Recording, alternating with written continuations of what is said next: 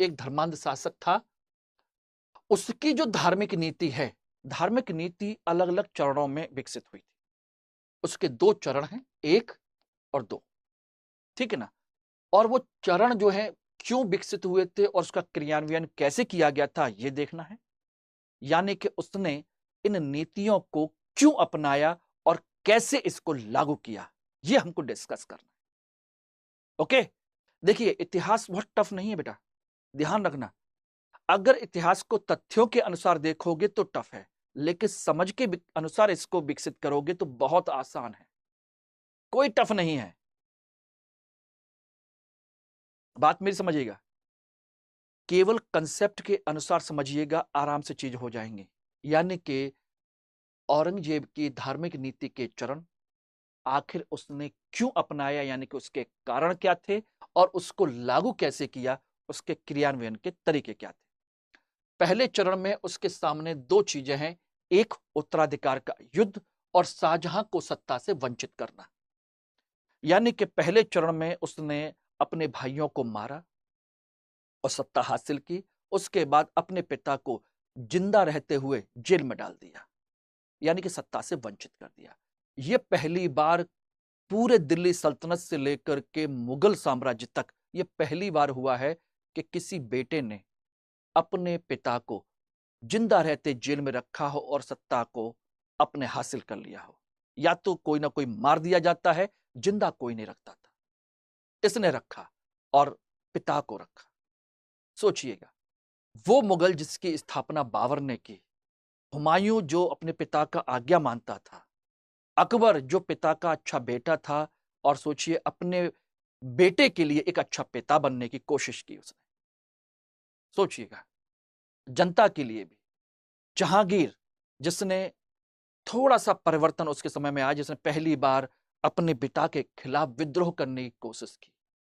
शाहजहां, वही सेम वही कहानी, उसके बच्चों ने उसके खिलाफ विद्रोह किया। और औरंगजेब, उसने और ज्यादा विद्रोह किया। यानी कि जो परंपरा जहांगीर ने शुरू की, औरंगजेब ने उसे पीक पर पहुंचा दिया। सोचा नहीं था कि कोई बेटा अपने पिता को जैसे जेल में डालेगा। तो ये उस समय प्रथम चरण की 2 घटनाएं हैं, ठीक, जिसके कारण उसने इस धार्मिक नीति को अपनाया था। ठीक। दूसरा है आर्थिक संकट और धार्मिक नीति में परिवर्तन। सोचिए कि दूसरे चरण में जाकर के, यानी कुछ समय बाद जाकर के, 8-10 साल के बाद उसकी साम्राज्य में संकट, आर्थिक संकट खड़ा हो गया। और आर्थिक संकट का समाधान उसने, सोचिए, धार्मिक नीति के माध्यम से करने की कोशिश की। सेम उत्तराधिकार का युद्ध और शाहजहां को सत्ता से परिवर्तन, वंचित करने की जो नीति है, उसका औचित्य भी उसने धार्मिक नीति में ही खोजने की कोशिश की। इसका मतलब है कि उसके समय की जितनी भी बड़ी घटनाएं हुई, शाहजहां को बंदी बनाना हो, उत्तराधिकार के युद्ध में अपने भाइयों को मारना हो, आर्थिक संकट का समाधान हो, इन सभी 3 बड़ी घटनाओं के लिए उसने धार्मिक नीति को आधार बनाया। तो एक तरीके से कह सकते हैं कि उसने जो समस्या थी, उस समस्या का समाधान वहां पर ना खोज करके धर्म में खोजने की कोशिश की। यह उसके धार्मिक कट्टरपंथी या धार्मिक व्यक्ति होने की पहली निशानी है। उसने हर समस्या का, इन तीनों समस्याओं का समाधान कहां खोजा? ध्यान रखना, धर्म में खोजने की कोशिश की। और इस तरह की चीजें वही व्यक्ति खोजता है जब इंसान अंदर से धार्मिक हो। धार्मिक तो देखिए, ध्यान रखना, अभी भी मैं बोल रहा हूं, धार्मिक हर व्यक्ति होता है। आप भी हैं, मैं भी हूं, सभी हैं। अपने अपने ईश्वर को, अपने अपने अधिष्ट को सभी मानते हैं। लेकिन यहां धर्म, हमारी हर समस्या का समाधान धर्म नहीं है, ये हम अच्छे से जानते हैं। बच्चों को रोटी लेके आनी है, बच्चे भूखे हैं, बच्चों को शिक्षा देनी है, तो हमें कर्म करना होगा, 4 पैसे कमाने होंगे। मैं अभी आपको पढ़ा रहा हूं, आपको आईएएस बनना है, तो इसमें धर्म की कोई नीति नहीं है, बल्कि ये मेरा कर्तव्य है, मुझे बताना है, मुझे पढ़ाना है। मैं आपका समय ले रहा हूं, चाहे मैं फ्री में यूट्यूब पे क्लास क्यों नहीं दे रहा हूं, लेकिन आप मुझे समय दे रहे हैं। मैं आपके समय को बेकार नहीं होने दूंगा और ना होने देना चाहिए। आप मुझे समय दे रहे हैं तो मुझसे 2 लाइन ही सही, 4 लाइन सही काम की लीजिए। जिंदगी में एंटरटेनमेंट तो बहुत रखा है बेटा, बहुत रखा है, समझिएगा। तो हर व्यक्ति धार्मिक होता है अंदर से, लेकिन हर समस्या का समाधान धर्म हो यह जरूरी नहीं है। लेकिन ये सज्जन जो हैं, ये सज्जन जिन्होंने एक लंबे समय तक सोचिए भारत पर शासन किया और हर समस्या का समाधान धर्म में खोजने की कोशिश की, और यही वजह है कि उनके समय में उनको शांति नहीं मिली, लगातार परेशान रहे, इतने सारे विद्रोह, इतनी सारी जनता उनसे दुखी, चारों तरफ भटकना, और सोचिए कि अपने परिवार के साथ ना रह पाना, और दक्षिण भारत गए और दक्षिण भारत में ही मर गए, लौट के ना दिल्ली आ पाए ना आगरा आ पाए, वहीं के वहीं मर गए, वहीं दफना दिए भी गए। और आज तक इतिहास में कभी उनको इज्जत की नजर से नहीं देखा जाता। खासकर भारतीय इतिहास में इस सज्जन को कभी भी एक अच्छे शासक के रूप में कभी नहीं देखा जाता। कर्म ही ऐसे किए गए। शासक का कर्म धार्मिक नीति से संचालित होना नहीं है, शासक का कर्म है जैसी समस्या वैसा समाधान, बस। और वही आपको भी करना है।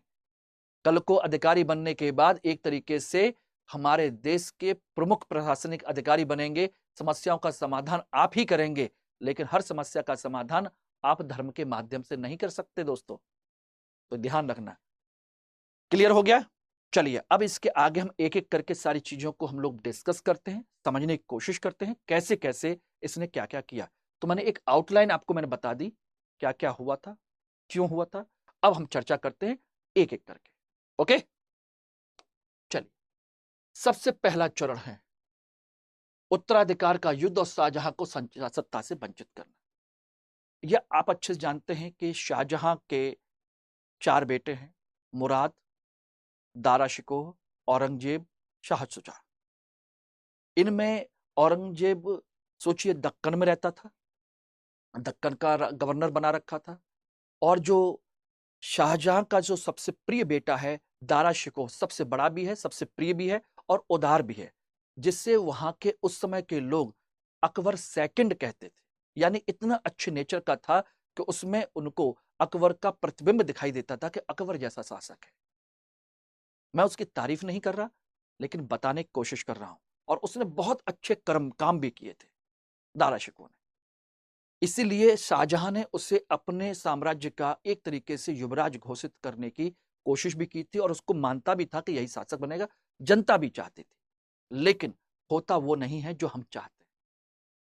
उत्तराधिकार का युद्ध जो औरंगजेब जहांगीर के समय से शुरू हुआ था, शाहजहां के समय में और ज्यादा हुआ। स्थिति यह हुई कि उत्तराधिकार के युद्ध में औरंगजेब ने, सोचिएगा, मुराद को मार दिया,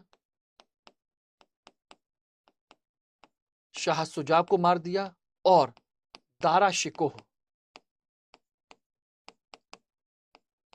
इसको बंदी बना लिया।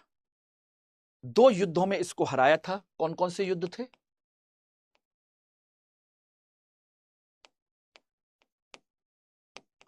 सामूगढ़ का युद्ध और देवराय का युद्ध। देवराय का युद्ध, ठीक है ना।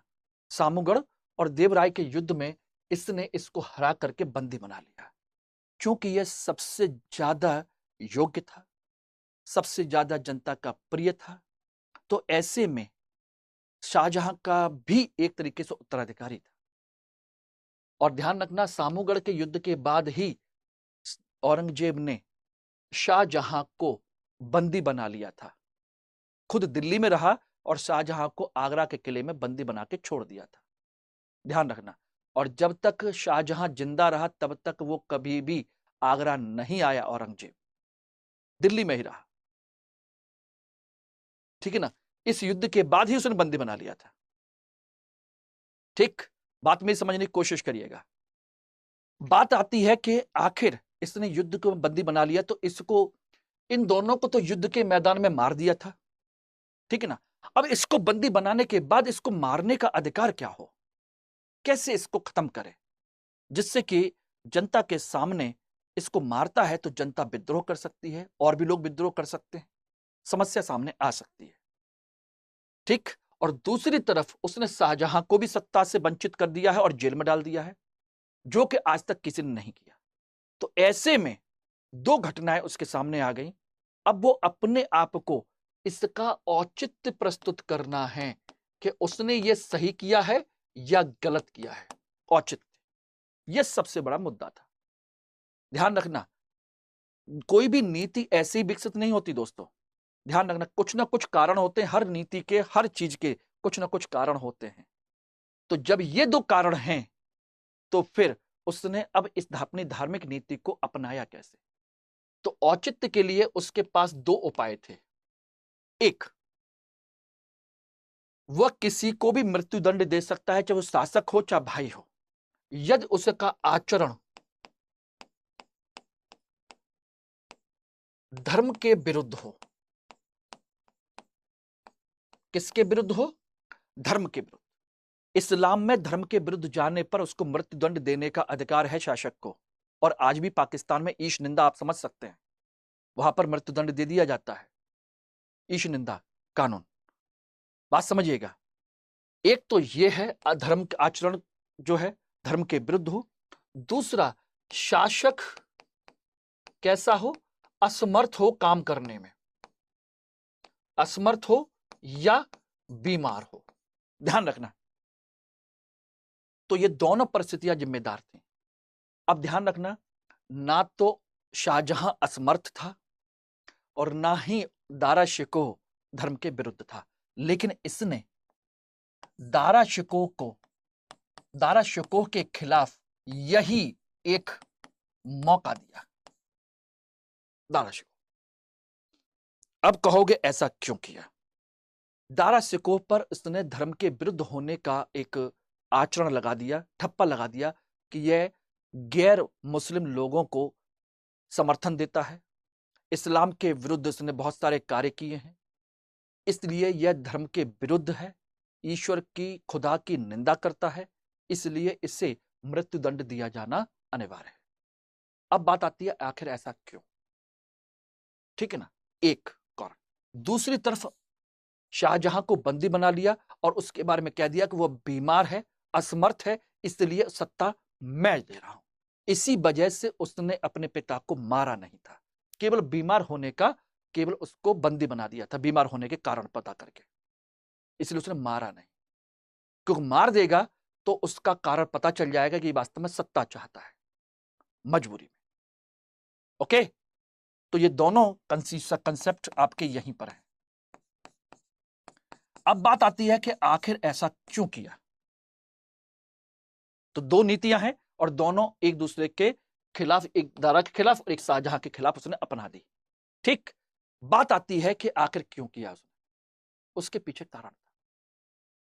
शाहजहां ने कोई विशेष ऐसे कार्य नहीं किए थे जनता उसके खिलाफ हो, और उस समय की जनता, अधिकांश जो शासक वर्ग हैं, राजपूत लोग हैं, तमाम तरह के जो समर्थक राजपूत राजा हैं, वो सब दारा शिकोह के साथ, शाहजहां के साथ थे। किसी को मुस्लिम मुगल साम्राज्य से कोई परेशानी नहीं थी। ऐसे में अगर वो इन शासकों को मार करके सत्ता ग्रहण करता है तो कैसे होगा? तो हो सकता है कि दूसरे लोग उसके खिलाफ हो जाएं। इसलिए उसने एक नीति अपनाई, यहीं से ध्यान रखना, कि क्यों ना मुसलमानों को अपने फेवर में किया जाए। यही वजह है कि उसने मुसलमानों को अपने फेवर में करने की कोशिश की। जो कट्टरपंथी मुसलमान है, जो शुरू से ये चाहते थे कि ऐसा शासक हो जो मुस्लिम नीतियों को लागू करे, तो इसलिए उसने मुसलमानों को अपने फेवर में करने की कोशिश की। यही है पहला चरण, यानी कि इस चरण में उसने मुस्लिमों को, ध्यान रखिएगा, मुस्लिमों को अपने पक्ष में करने की कोशिश की। मुस्लिमों को अपने पक्ष में करने की कोशिश की इस चरण में। क्यों? इसके माध्यम से, क्योंकि उसका अपना कोई वजूद नहीं है, अपना समर्थक वर्ग नहीं है, तो कैसे करे? ध्यान रखना, मुस्लिमों के अपने पक्ष में। लेकिन एक चीज और ध्यान रखना, इसी चरण में